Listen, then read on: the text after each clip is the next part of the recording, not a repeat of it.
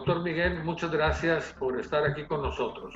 Doctor Higa, un placer y le agradezco la invitación. La verdad es un honor estar platicando aquí con usted y sobre todo pues de este tema tan complicado del COVID que pues nos trae a todos de cabeza. Entonces aquí vamos a tocar un poquito el tema del plasma, el cual es una herramienta terapéutica que está siendo utilizada sobre todo algunos pacientes en etapa crítica, pero lo vamos a desglosar un poco más a través de algunas preguntas. ¿Cuál es la importancia del uso de plasma convaleciente en el paciente de COVID-19? Bueno, básicamente el apoyo que tiene en la etapa crítica del paciente. El plasma es una composición rica de anticuerpos que le va a ayudar al paciente a pasar de una etapa inestable hacia una etapa de mayor estabilidad. Es un brinco importante y es un brinco que se genera en esos pacientes precisamente que están sufriendo una condición muy crítica. No se puede utilizar en otras condiciones puesto que es poco el plasma que hay, pero es muy puntual en donde se tiene que utilizar en este tipo de pacientes críticos, ¿verdad? Muy bien. ¿Quién es el candidato ideal para ser donador de plasma? Porque también se habla mucho de eso. ¿Y bajo qué condiciones? Bueno, el paciente que se haya recuperado de una condición, de una enfermedad por COVID-19, todo aquel paciente recuperado es candidato inmediato a donar. Muchos de ellos no lo hacen. De hecho, actualmente el gobierno del estado está instando a muchos de los donadores potenciales a que vayan y acudan y se informen en los bancos de sangre, porque con el hecho de que hayan sido recuperados de esa enfermedad y que tengan una cantidad de anticuerpos suficientes, es una de las variables que se puede considerar como un candidato a donador. Obviamente que tenga la disponibilidad, que esté libre de un proceso de infección y que tenga a 2 semanas por lo menos de haber estado en una etapa asintomática, y eso es bien importante porque evita el riesgo de un contagio para el personal que lo vaya a atender. ¿El uso del plasma genera inmunidad en el paciente transfundido? No, desafortunadamente la inmunidad derivada del plasma no es posible porque lo que estamos trabajando con el plasma son anticuerpos ya preformados, anticuerpos maduros y que tienen la capacidad de atacar específicamente al virus. Y estos anticuerpos van a coadyuvar en la terapéutica en estos pacientes críticos, pero desafortunadamente no van a generar autoinmunidad o una inmunidad duradera. Para nada una inmunidad posible a través de esos anticuerpos del plasma. O sea, no es una vacuna, punto. Es nomás para que ataque directamente al virus del paciente que está ahorita enfermo y grave. Así es. No es una vacuna, es un medio de tratamiento específico, temporal, y que simplemente se va a utilizar en una etapa muy específica del paciente, en una etapa crítica de un paciente con COVID. Okay. ¿En qué etapa es recomendable la inclusión de terapia a base de plasma? O sea, se habla de crítico, pero hay pacientes que están en el hospital y no se les da nada porque piensan que no se requiere, y otras que dices tú, a ella o a él le voy a dar plasma. Los parámetros en cuanto a la inestabilidad funcional. El COVID ataca a múltiples órganos y hay que considerar que la disfunción multiorgánica es lo que va iniciar la pauta para que el intensivista o el urgenciólogo o el médico neumólogo solicite el tratamiento a base de plasma.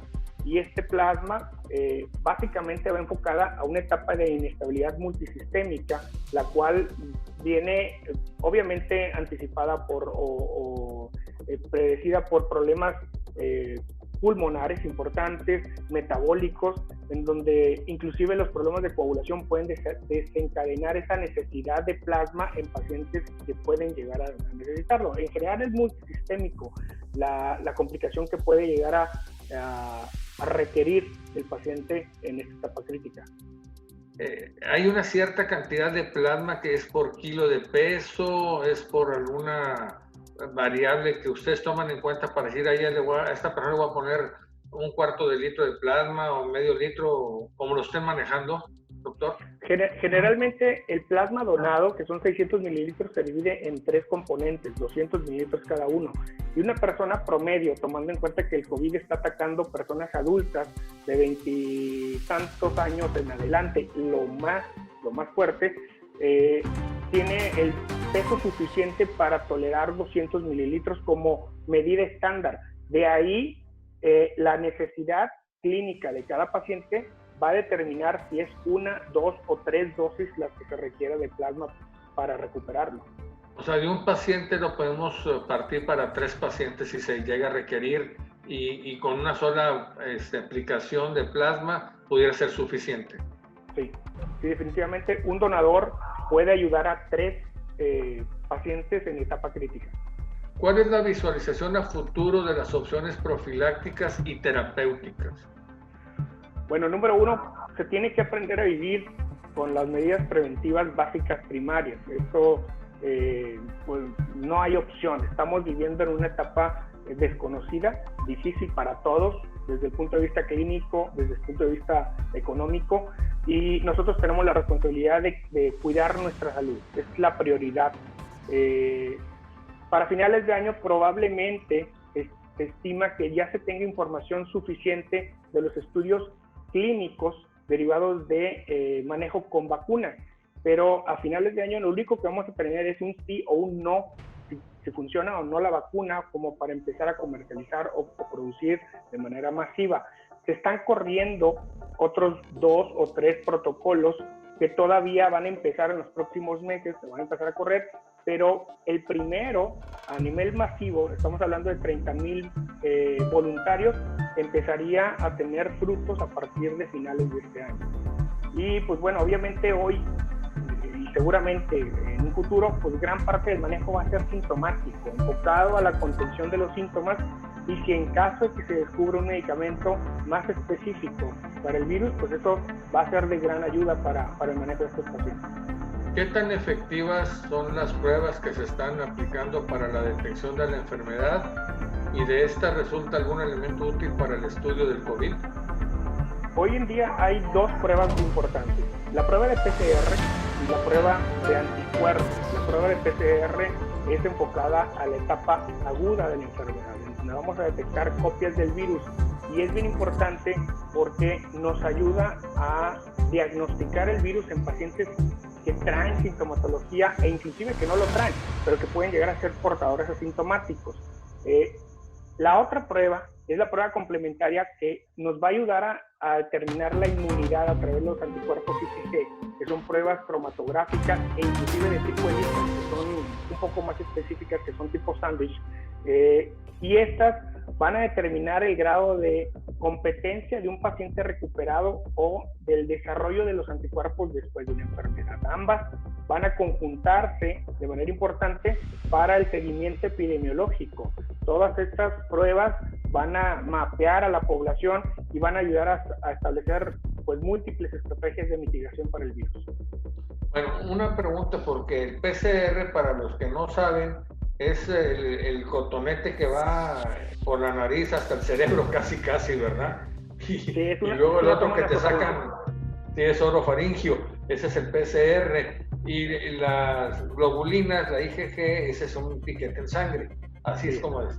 Ahora, el plasma que se está recolectando de los pacientes que son donadores, ¿se guarda en cada hospital o se está acumulando en algún centro especializado? Cada hospital es responsable de mantener el plasma resguardado. Hay refrigeradores que lo conservan a temperaturas de congelación y ya una vez fragmentado se mantiene en reserva para el uso de los mismos pacientes dentro del hospital. Cada unidad hospitalaria determinada como COVID, sea privada o sea pública, tiene la posibilidad de basarse en sus bancos de sangre o, si es pública, centralizarlo al Centro Estatal de la Transfusión Sanguínea, con la doctora Lee. Entonces, cada banco es responsable de sus unidades y el enfoque que le dé hacia sus pacientes obviamente va dirigido a la necesidad de cada uno. La otra cosa del plasma, porque a veces uno dice, pues no, que sí tenías plasma, también depende del tipo de sangre de cada persona y que sea compatible, así es, ¿verdad? Sí, definitivamente la compatibilidad de plasma va a la inversa con la compatibilidad sanguínea. Se confunde un poco, pero afortunadamente gran parte de los donadores son O positivos y gran parte de lo que se requiere pues es O positivo. Ya los grupos diversos al O es donde se pudiera tener un poquito más de complicaciones, ¿no? Sin embargo, sí hay, y sobre todo hay el apoyo entre las instituciones para, en caso de que se requiera una unidad que no se tenga en el hospital, se puede rastrear y se puede solicitar el apoyo con algún otro hospital COVID. ¿Se le hacen estudios, por ejemplo, es pregunta para, al sacar el plasma, cuando sacas la sangre, ¿por qué si la estoy donando me están cobrando al que la recibe? Pero hay estudios, por ejemplo, de SIDA y de otras enfermedades posibles como hepatitis y todo. A este plasma también se le hacen esos estudios.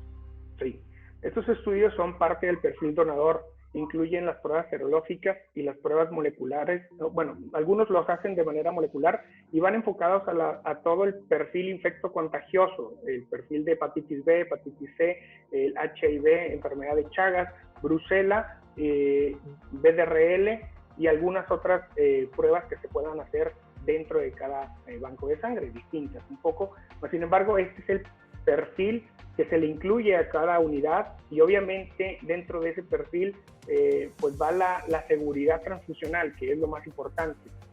Todo la cadena de suministros de manera segura, desde la obtención, la selección del donador, el resguardo y la selección de la unidad y obviamente la compatibilidad al momento de la transfusión.